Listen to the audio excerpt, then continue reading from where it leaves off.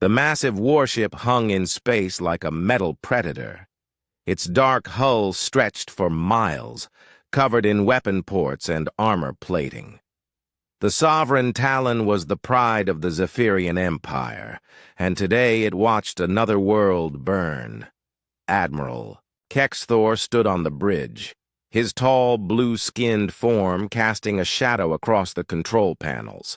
His four arms moved gracefully as he adjusted the viewing screen. Below them, the planet Altair Prime glowed with the fires of conquest. The peaceful Altarians had surrendered 3 days ago, but the Zephyrians continued their bombardment. It was not enough to win. They had to show the galaxy what happened to those who resisted the Empire. "Another successful campaign, Admiral," said Commander Velnara from her station. Her voice carried the satisfaction of a job well done. She was Kexthor's most trusted officer, a veteran of 27 conquests. "The Altarians will serve as excellent workers in our mining operations." Kexthor nodded slowly. The Altarians were a gentle species, with their soft green skin and large, peaceful eyes. They had tried to negotiate when the Zephyrian fleet arrived. They had offered trade agreements and cultural exchanges. Such weakness disgusted him. "How many worlds does this make?" Kexthor asked. 47 in the past 3 years, sir." "The Empire grows stronger with each victory." The Admiral turned away from the burning planet. 300 years of expansion had made the Zephyrian Empire the most feared force in this part of the galaxy. Their technology was centuries ahead of most species. Their weapons could crack planets. Their shields could stop any attack. No one had ever defeated them in open battle. A young officer approached with a data pad. "Admiral, we have received new intelligence reports from our scouts." Kexthor took the device and began reading. His expression changed from satisfaction to confusion. "What is this nonsense?" "Sir, these reports about a species called humans. They claim these creatures fight with primitive weapons, but somehow achieved faster-than-light travel. This cannot be accurate." Commander Velnara moved closer to read over his shoulder. "The scouts report that these humans come from a planet called Earth. Their ships appear to be made of simple metal alloys, yet they travel between stars. The reports say they wage war with projectile weapons and explosive devices." Kexthor laughed, a sound like grinding metal. "Projectile weapons? What are they, savages? Our energy weapons can melt mountains. Our ships can travel across the galaxy in days. How could such a backward species pose any threat?" The young officer shifted nervously. "The reports also mention something unusual, sir. The humans appear to have been fighting each other for their entire recorded history. The scouts estimate they have engaged in over 14,000 separate conflicts on their homeworld alone." "Fighting each other." Velnara's voice carried disbelief. "What kind of species wastes resources on internal warfare?" "A dying one," Kexthor replied. "No wonder they remain primitive. While we built an empire, they destroyed themselves." Far across the galaxy, on a blue and green world orbiting a yellow star, Captain Jake Morrison sat in a briefing room deep underground. The walls around him were filled with screens showing star maps and alien communications. His brown hair was touched with gray at the temples, a sign of the stress that came with his position in the United Earth Defense Force. "The transmissions are getting worse," said Lieutenant Amy Rodriguez as she activated the main display. She was young for her rank, but her skill as a pilot had earned her a place on Morrison's team. "The Altarians managed to send one final message before their communications went dark." The screen filled with the image of a green-skinned alien. Its large eyes were filled with terror as explosions lit the background. please. If anyone receives this message, beware the Zephyrian Empire. They show no mercy. They take our people as slaves. They burn our cities for sport. They are moving toward the spiral arm where your Earth resides. Save yourselves." The transmission ended with a burst of static. Sergeant Tony Blake, a stocky man with scarred hands from years of handling explosives, shook his head. "Same story every time. These Zephyrians show up, demand surrender, then enslave or kill everyone." Dr. Lisa Chang looked up from her analysis station. She was the team's expert on alien languages and had been studying the intercepted Zephyrian communications. "I've been tracking their expansion pattern. They're systematic. They target isolated systems first, then move inward. At their current rate of advance, they'll reach human space within 6 months." Morrison stood and walked to the star map. Red dots marked the locations of Zephyrian attacks.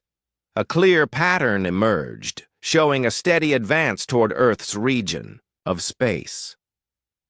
"What do we know about their capabilities?" "Their technology is impressive," Dr. Chang replied.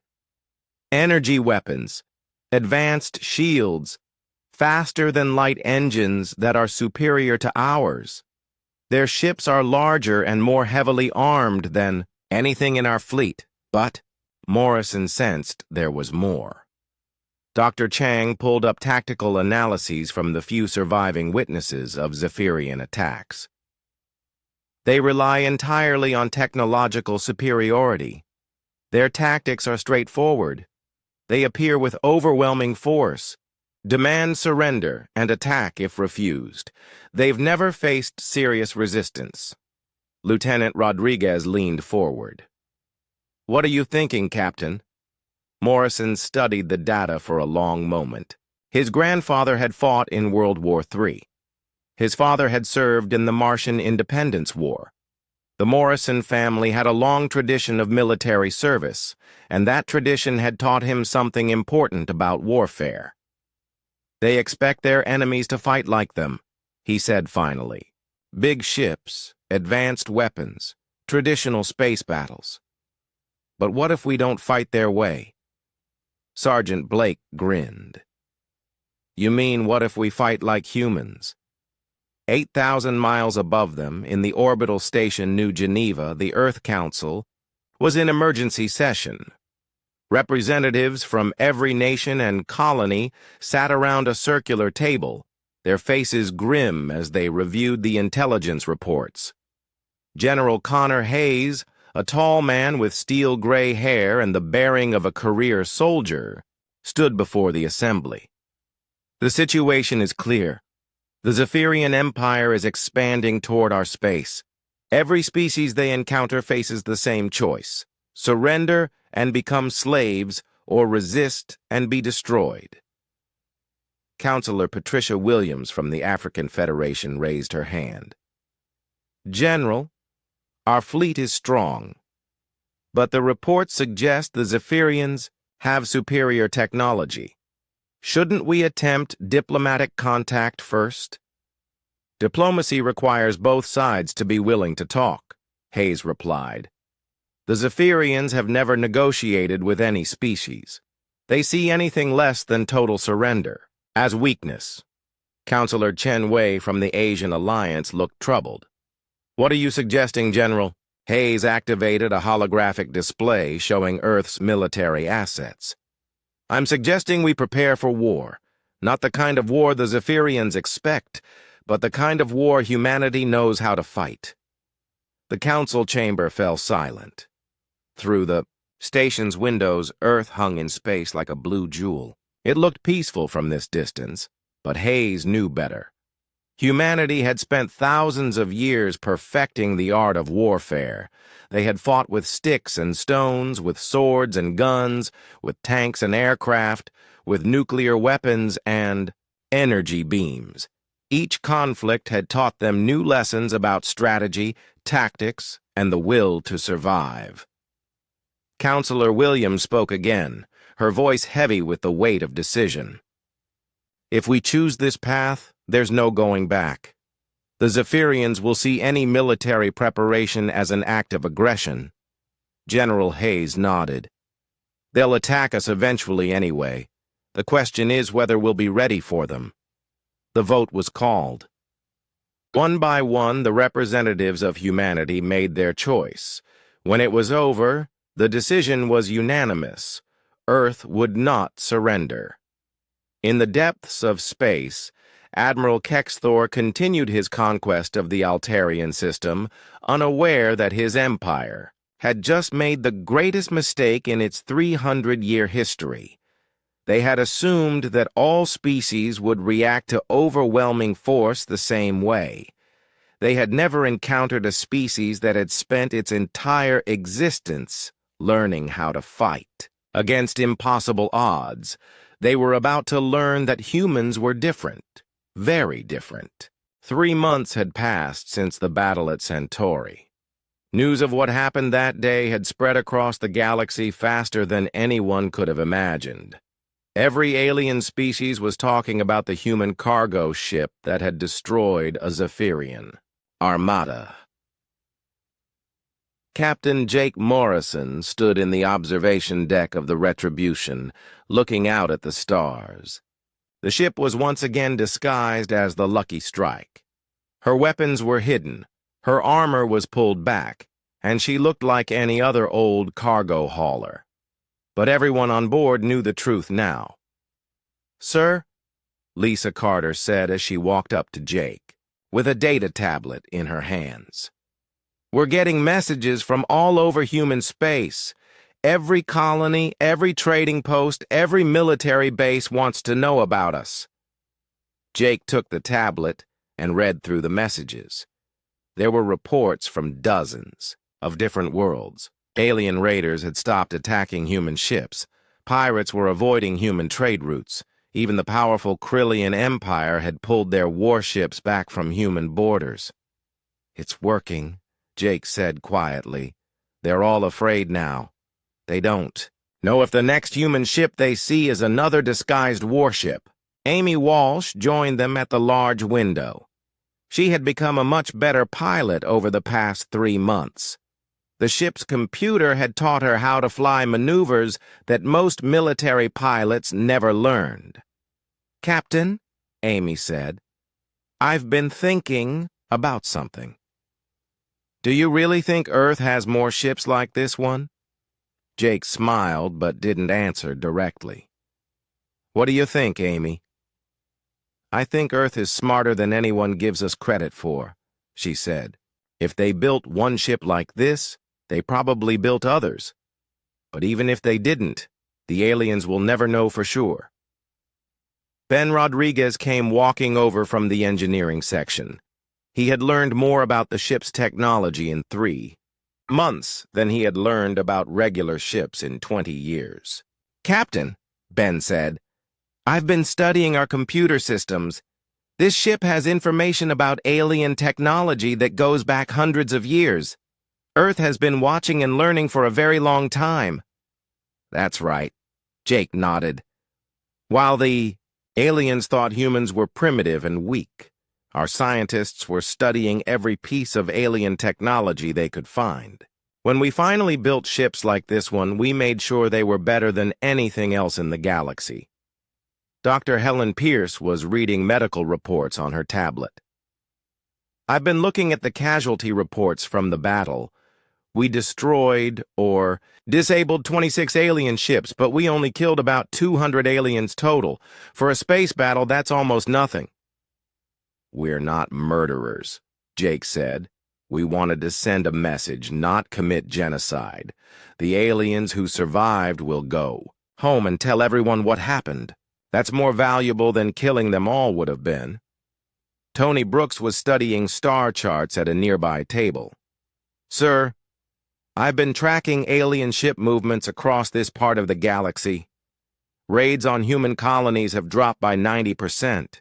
Trade routes that were dangerous 3 months ago are now completely safe." Carl Jensen looked up from cleaning one of the ship's smaller weapons. "It's amazing how much one battle can change things." We fought for less than an hour, but the effects are still spreading. The ship's computer spoke up from hidden speakers. Captain Morrison, we are receiving a priority message from Earth Defense Command. Put it through, Jake said. The voice of Admiral Patricia Stone filled the observation deck. She was the head of Earth's secret military forces, and one of only 50 people who knew about ships like the Retribution. Captain Morrison, Admiral Stone said, congratulations on a job well done. Your mission has exceeded all expectations. Alien aggression against human targets has decreased dramatically across the entire galaxy. Thank you, Admiral, Jake replied. What are our new orders? Continue your cover as a cargo ship, Admiral Stone said. Move through different star systems and let people see you. The more places the Lucky Strike is spotted, the more the aliens will wonder how many ships like yours really exist. Lisa Carter raised her hand. Admiral, may I ask a question? Go ahead, Miss Carter. How many ships like the Retribution does Earth really have? There was a long pause before Admiral Stone answered. That information is classified at the highest level. But I will tell you this. Captain Morrison's ship is not alone. The crew looked at each other with excitement and curiosity. Jake had suspected this for years, but hearing it confirmed was still a surprise. Admiral, Jake said, are there other crews like mine who don't know what ship they're really serving on? Some do, some don't, Admiral Stone replied. Earth has many different ways of protecting humanity. The Retribution Project is just one of them. After the communication ended, the crew sat quietly for a while. They were thinking about how much their lives had changed in just a few months. They had gone from being simple cargo haulers to being part of one of Earth's most important secrets. So, what happens now? Dr. Pierce asked. Now we go back to work, Jake said. We pick up cargo, we deliver it to different planets, and we act like a normal freight ship. But if anyone tries to attack human civilians, they'll learn the same lesson the Zephyrians learned. Will we ever fight another battle like that one? Amy asked. I hope not, Jake said honestly. The best victory is the one you win without fighting. If our reputation keeps alien raiders away from human space, then we've done our job perfectly. Ben was looking at his engineering tablet. Captain, I've been monitoring alien communication networks. They're calling us ghost ships now. They think there are invisible human warships everywhere. Tony laughed. That's not far from the truth. We were invisible. We've been flying through alien space for 30 years, and they never knew what we really were. The Zephyrians are telling everyone that humans have weapons beyond imagination, Lisa added. Some alien species are starting to ask for peace treaties with Earth. Jake nodded with satisfaction. That's exactly what we wanted.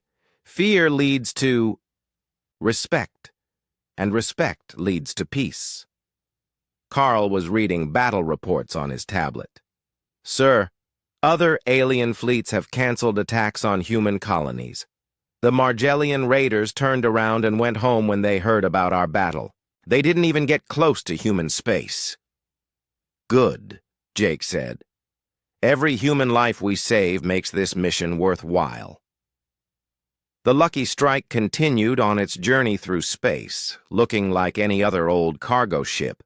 But now every alien who saw it wondered if it might be something more. Was this just another human freighter, or was it another disguised warship waiting to spring into action? The uncertainty was driving alien commanders crazy. They couldn't tell which human ships were dangerous and which ones were harmless. So, they started treating all human ships with respect and caution.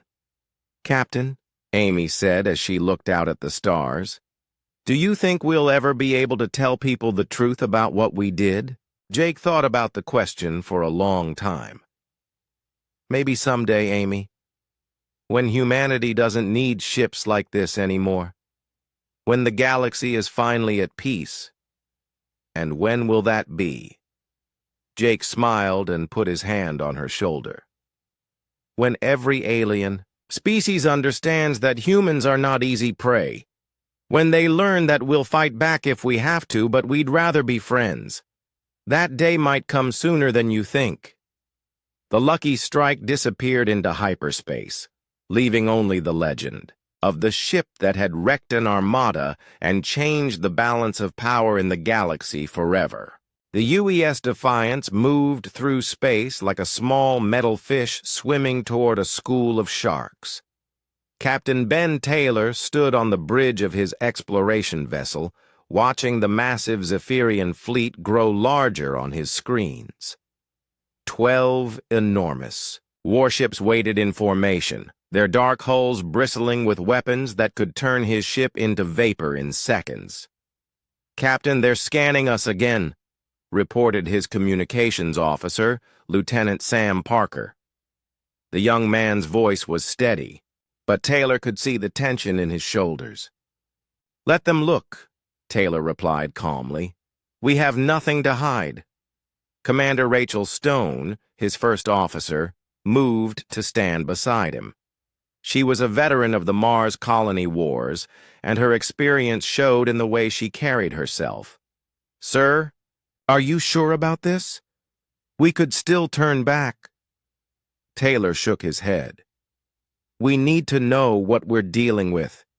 Besides, someone has to make first contact. Better us than a colony ship full of civilians."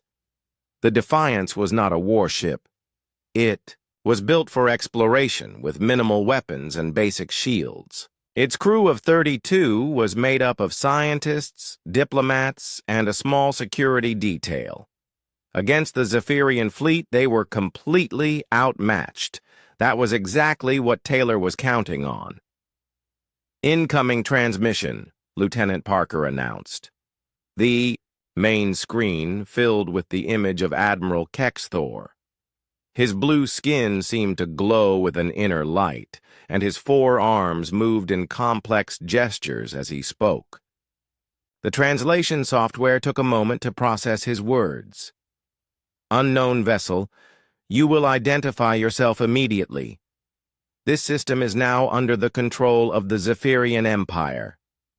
Taylor stepped forward, making sure he was visible on the transmission. "Admiral, I am Captain Ben Taylor of the United Earth Defense Force. I request permission to meet with you to discuss peaceful relations between our species."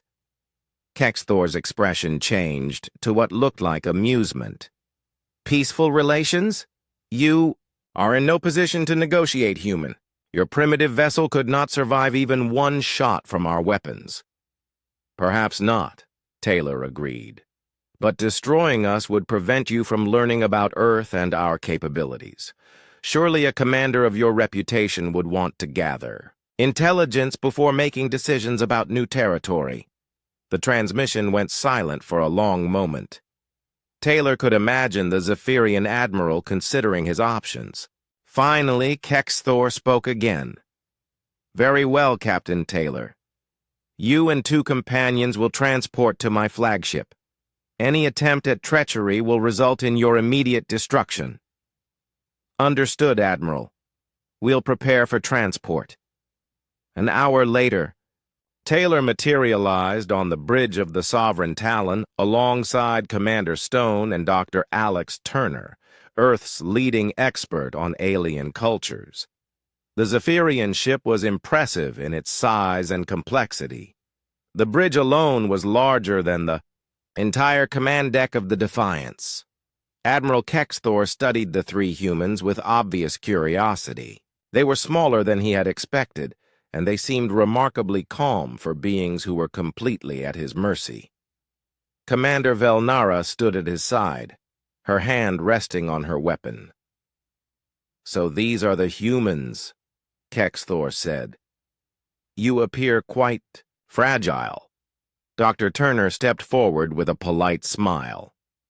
"Appearances can be deceiving, Admiral. We appreciate this opportunity to meet face to face." "Indeed." Kexthor gestured to a large display screen that showed images of burning cities and enslaved populations. Let me show you what happens to species that resist the Empire. The Altarians thought they could negotiate as well. Taylor studied the images without flinching. The destruction was terrible, but he had seen similar scenes in human history. With respect, Admiral, we're already aware of your methods. We've received transmissions from your previous conquests. Then you understand your situation, Commander Velnara interjected. Surrender now, and your species will be allowed to serve the Empire. Resist, and you will share the fate of these others. Taylor looked directly at Kexthor.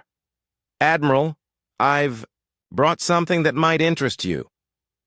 He pulled out a small data device. This contains information about Earth's military history. I think you should review it before making any decisions about our species. Kexthor took the device and connected it to his ship's computer. The screen filled with images from human conflicts throughout history, ancient battles with swords and shields, medieval sieges, world wars with millions of soldiers, nuclear weapons, turning cities to ash, space battles around Mars and the outer colonies. Primitive weapons, Velnara commented dismissively. Kinetic projectiles and chemical explosives. Their most advanced technology is centuries behind ours. Look closer, Dr. Turner suggested quietly. Count the conflicts. Calculate the casualties. Consider the duration of our wars. Kexthor's expression began to change as he studied the data. The numbers were staggering. Humans had been fighting continuously for thousands of years. They had developed hundreds of different ways to kill each other. They had fought battles in every possible environment, from ocean depths to orbital stations. This cannot be accurate, he said finally. No species could survive this level of internal warfare. We didn't just survive it, Taylor replied. We learned from it. Every conflict taught us new strategies. Every defeat made us stronger. Every victory showed us better ways to fight. Commander Stone activated a small holographic projector. Images of human military tactics filled the air between them. Guerrilla warfare in jungles, urban combat in ruined cities. Naval battles across vast oceans, airstrikes from impossible angles, coordinated assaults involving millions of soldiers. The thing about humans, Stone explained, is that we've never fought the same war twice. We adapt. We improvise. We find ways to win, even when the odds are impossible. Kexthor studied the tactical displays with growing concern. These humans fought in ways that defied conventional military doctrine. They used terrain to their advantage. They struck at weak points instead of engaging in direct confrontation. They sacrificed individual units to achieve strategic goals. Interesting, he admitted. But tactics mean nothing without technology. Your weapons are primitive compared to ours. Taylor smiled for the first time since boarding the Zephyrian ship. Admiral, you're making the same mistake many of our enemies have made throughout history. You're assuming that the most advanced weapon always wins. Does it not? Tell me, Admiral, have you ever heard of asymmetric warfare? Before Kexthor could answer, alarms began sounding throughout the Zephyrian ship. Commander Velnara rushed to her station, her face showing the first signs of concern Taylor had seen from any Zephyrian. Admiral, we're detecting multiple energy signatures approaching from the direction of the human homeworld. Kexthor moved to the main display. Long-range sensors showed a formation of ships moving toward their position at high speed. The vessels were smaller than Zephyrian warships, but there were many of them, and they were moving in a complex pattern that made it difficult to count their exact numbers. How many ships? Kexthor demanded. Difficult to determine, sir. They're using some kind of sensor masking. I count at least 12, possibly more. Taylor activated his communication device. Admiral Sullivan, this is Captain Taylor. We are aboard the Zephyrian flagship as planned. A woman's voice came through the device, calm and professional. Understood, Captain. Please inform the Zephyrian commander that Admiral Kate Sullivan of the Earth Defense Force requests his immediate attention. Kexthor stared at the communication device. You arranged this meeting as a trap? Not a trap, Taylor corrected. A demonstration. You wanted to see what kind of species you were dealing with. Admiral Sullivan is here to show you. The first wave of human ships dropped out of faster-than-light travel just outside the Zephyrian formation. They were sleek vessels, smaller than the alien warships, but moving with a precision that spoke of excellent training and coordination. The lead ship was broadcasting on all frequencies. This is Admiral Kate Sullivan of the United Earth Defense Force. I am here to collect our diplomatic team and to deliver a message to the Zephyrian Empire. Kexthor activated his ship's communication system. This is Admiral Kexthor. You are outnumbered and outgunned, human. Withdraw immediately or face destruction. Sullivan's reply came without hesitation. Admiral, you have 3 minutes to release our people. If you choose to fight instead, you'll discover why every human military academy teaches courses on impossible victories. Commander Velnara studied the tactical display. The human ships were positioning themselves in a pattern she didn't recognize. They seemed to be preparing for something, but their formation made no sense according to conventional space combat. Doctrine. Sir, should we open fire? Kexthor hesitated. Something about the humans' confidence troubled him. They had to know they were outmatched. Their ships were smaller, their weapons appeared less powerful, and they were heavily outnumbered. Yet they showed no signs of fear or hesitation. Admiral, Taylor said quietly, you should know that Admiral Sullivan has been fighting space battles since she was 20 years old. She's never lost an engagement. Her crews call her the Iron Lady because she never retreats and never surrenders. Impossible.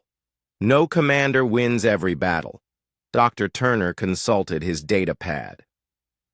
Actually, Admiral Sullivan's record includes 43 successful engagements, ranging from small skirmishes to major fleet actions. She's considered one of the finds. The alien fleet was tearing itself apart. Ships that had traveled across the galaxy in perfect formation were now crashing into each other like bumper cars at a county fair. Some vessels spun in circles while broadcasting cooking recipes. Others had turned bright colors and were playing children's songs at maximum volume. Admiral Claire Johnson watched the chaos from Luna Base, humanity's defense station on the moon. She had been a military officer for 30 years and had never seen anything like this. An entire alien armada was being defeated by ice cream trucks and garbage haulers. Admiral, her communications officer reported, we're getting surrender requests from 17 alien ships. They're asking if we accept payment in galactic credits or frequent flyer miles. Claire shook her head in amazement. Tell them we'll discuss terms after they stop shooting at our pizza delivery ships. The battle was almost over, but a few alien vessels were still trying to fight. Their crews had managed to disconnect from the shared network and were attempting to retreat. Unfortunately for them, they had to get past Tony Garcia first. Tony was a mechanic from Detroit who had volunteered to fly a converted mining ship into battle. His vessel looked like a flying toolbox with rocket engines welded to the sides. The weapons system was something he had built himself using spare parts from his garage. This is Tony in the Rusty Wrench, he called over the radio. I got one, trying to run away. The alien ship was twice the size of Tony's mining vessel and probably cost more than Earth's entire defense budget. It was sleek, fast, and armed with weapons that could vaporize asteroids. Tony's ship was held together with rust, determination, and about 40 pounds of duct tape. The alien ship fired its main weapon at Tony. The energy beam was so powerful it lit up space like a lightning bolt. Tony's ship somehow avoided getting hit by flying sideways, upside down, and backwards at the same time. "How did you do that?" Casey Morgan asked from her school bus. "I didn't," Tony replied. "My steering wheel fell off and the ship just went crazy. But hey, it worked." Tony fired back with his homemade weapon. It was supposed to be a mining laser, but Tony had modified it using instructions he found on the internet and parts from a broken microwave. The beam that came out was bright pink, smelled like pizza, and somehow generated its own gravity field. The alien ship tried to dodge, but its computer couldn't calculate the trajectory of a weapon that created its own physics. The pink beam hit the vessel's engine section and turned the entire ship into what looked like a giant soap bubble floating in space. "Tony, what did you just do?" Alex Turner asked from his food truck command ship. "I think I turned their spaceship into a balloon," Tony said. "Is that good or bad?" "In this fight, that's definitely good."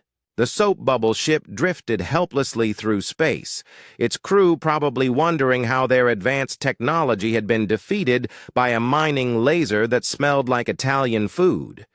Meanwhile, the main alien fleet had given up trying to fight and was now asking for help. Their network was so confused that half the ships thought they were at a birthday party and the other half were trying to order takeout food. Commander Zethkar sat in his command chair, staring at the tactical display that no longer made any sense. His mighty fleet, which had conquered 1,000 worlds, was being defeated by humans who fought like they were having a celebration instead of a war. "Sir," his communications officer said, "the humans are offering to help repair our ships if we promise to leave their system and never come back." Zethkar thought about this. His fleet was ruined.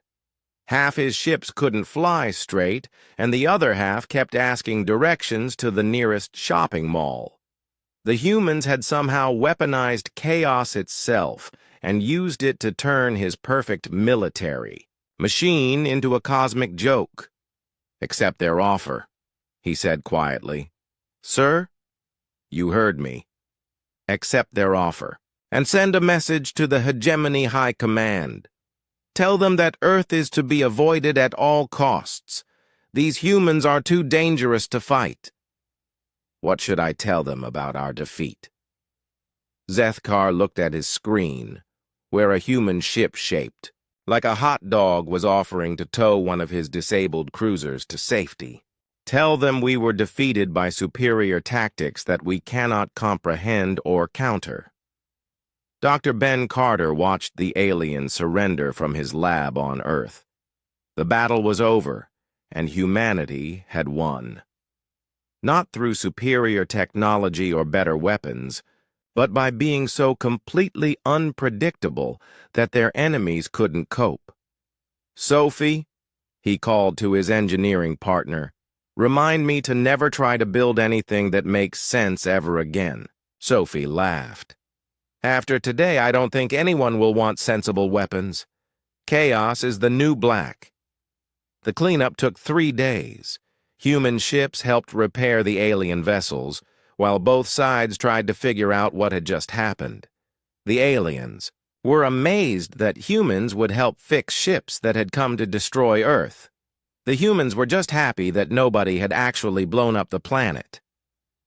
Dr. Amy Collins led the team that examined the alien technology. She found something amazing in their computer databases. Records of every civilization the aliens had ever conquered. There were thousands of worlds, billions of people, all defeated by the same logical, efficient warfare. They've been using The same tactics for millions of years, she told the assembled Earth leaders. Perfect coordination, overwhelming firepower, logical strategy. It worked on everyone they ever fought. Until they met us, General Kevin Stone said. Until they met us, Dr. Collins agreed. We're the first species they encountered that was crazy enough to fight a space battle with ice cream trucks and garbage haulers. The aliens left Earth's solar system 3 days later. Their ships were repaired, but they would never be the same. The shared network that had made them so powerful was gone, replaced by individual thinking and decision-making. Some of the alien crews actually seemed happier this way. Before they left, Commander Zethkar sent one final message to Earth. Thank you for showing us that perfection is not always strength. We will remember this lesson. Admiral Claire Johnson watched the alien fleet disappear into faster-than-light travel. Think they'll be back? I doubt it, Dr. Carter replied. Would you want to fight us again after this? Word of Earth's victory spread quickly across the galaxy.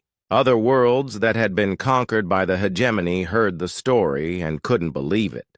Humans had defeated the most powerful military force in known space using weapons made from kitchen appliances and held together with tape.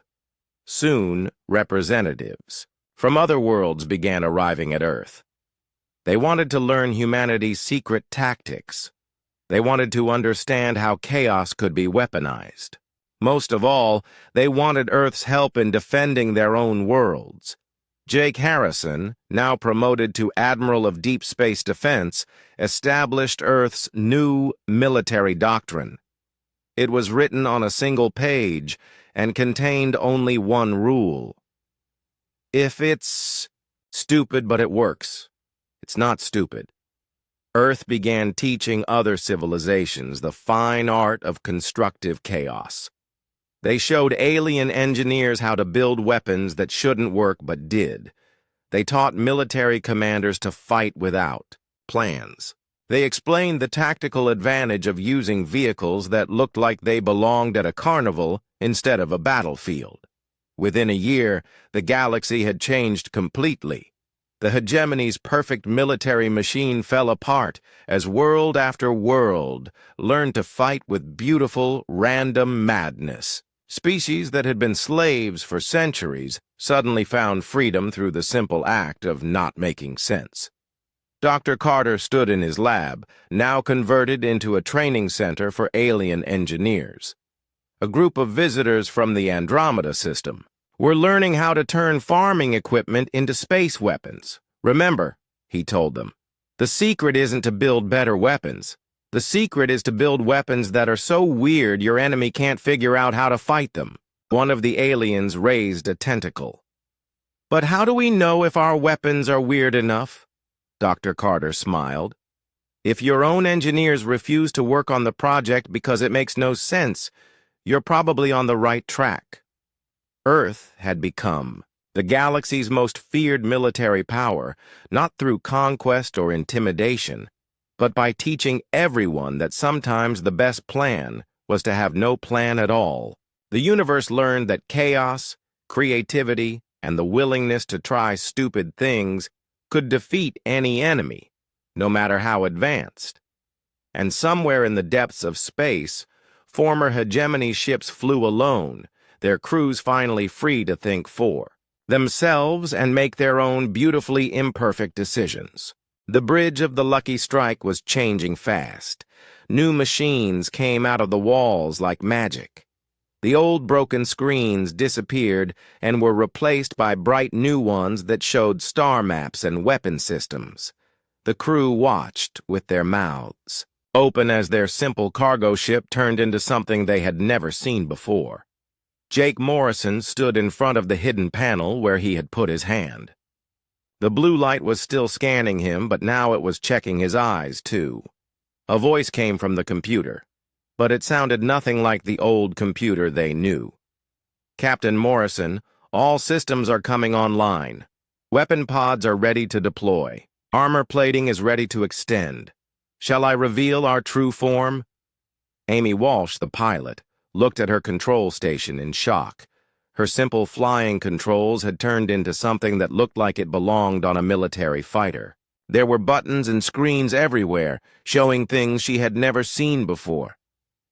"Captain," Amy said in a shaky voice, "what's happening to our ship? My controls look completely different. I don't know how to fly this thing anymore." Jake turned around to face his crew. His whole attitude had changed. Before, he had acted like a simple cargo ship captain who just wanted to move rocks from one place to another. Now he stood straight like a soldier. His eyes were hard and serious. "Crew," Jake said in a strong voice, "meet the UES Retribution. She's not a cargo ship. She never was. She's the most advanced warship that Earth ever built. For 30 years, she's been hiding as a freighter, waiting for the right time to show what she can really do." Ben Rodriguez, the engineer, was staring at his computer screen like he couldn't believe what he was seeing. Numbers were flying across the screen faster than he could read them.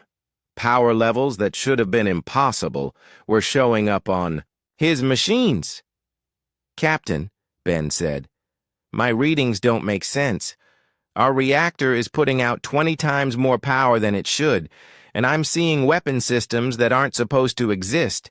This ship has enough firepower to fight a whole fleet."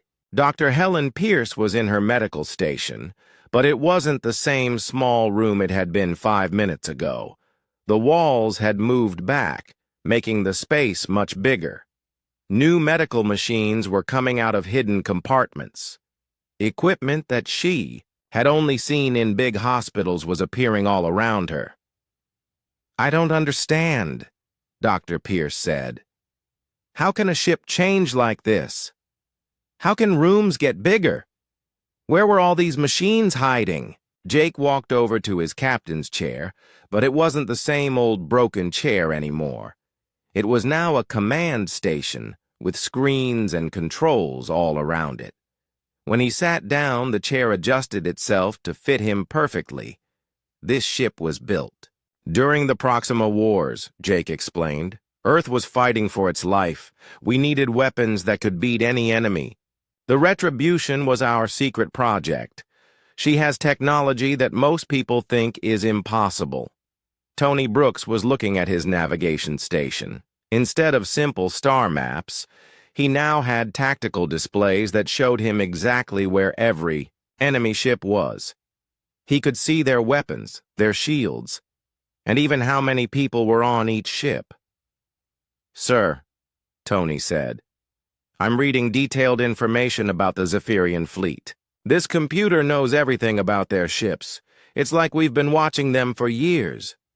Lisa Carter was at her communication station, but now she had equipment that could listen to every radio signal in the star system. She could hear the Zephyrian commanders talking to each other. They sounded confused and scared. "Captain," Lisa said, "the aliens are talking about us. They don't understand what's happening. Their sensors are showing that our ship is getting bigger and more powerful. They're starting to worry." Outside the ship, amazing things were happening. The Lucky Strike's old cargo containers were opening, up like flower petals. Inside each container were weapon systems that had been hidden for decades. Huge cannons extended from the ship's sides. Missile launchers appeared on the top and bottom. The ship was growing from 300 meters long to almost 2,000 meters long. "Computer," Jake said, "show me the tactical situation." A big screen appeared in front of Jake's chair. It showed the Zephyrian fleet in detail. 43 ships were arranged in a battle formation, but they were starting to move around nervously. Their neat lines were becoming messy as the commanders tried to figure out what the human ship was doing. Carl Jensen was the crew member who knew the most about weapons, but even he was amazed by what he was seeing. His simple weapon controls had become a system that could control hundreds of different guns and missiles. "Captain," Carl said, I'm showing enough firepower to destroy a planet. These aren't cargo ship weapons. These are military weapons that I've only heard about in stories. The ship's computer spoke again. Captain Morrison, transformation is complete. The UES Retribution is ready for combat. All weapon systems are online. Shields are at full power. The crew stations have been upgraded with full combat interfaces. Jake looked at each of his crew members. They were scared and confused, but he could see that they were starting to understand. They weren't just cargo haulers anymore. They were the crew of the most dangerous ship in the galaxy. I know this is a lot to take in, Jake said. You all thought you were working on a simple freight hauler. But for years, you've been part of something much bigger. Earth needed ships like this, hidden in plain sight, ready to defend humanity when the time came. Amy was still looking at her pilot controls. Sir, these controls are incredible. The computer is showing me how to fly maneuvers that I never imagined. This ship can move like a fighter, even though it's huge. How long have you known? Doctor, Pierce asked. How long have you been lying to us? Jake's face became sad for a moment. I've known since the day I took command 30 years ago. I was ordered to hide this ship and wait. I was told that someday aliens would come to destroy humanity. When that day came, I was supposed to show them that humans don't give up without a fight. Ben was reading more numbers from his computer. Captain, our armor is extending. The hull is becoming 10 times thicker, and we have some kind of energy shield that I don't understand. The Zephyrians are moving, Tony reported. They're trying to surround us, but they're moving slowly. I think they're scared. On the main screen, Admiral Vextar appeared again. His 4 eyes were wide with fear and confusion. Behind him, his bridge crew was running around in panic. Human ship, the alien admiral said. What trick is this? What have you done to your vessel?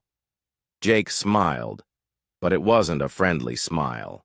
No tricks, Admiral. You wanted to fight humans. Now you're going to learn what happens when you mess with Earth.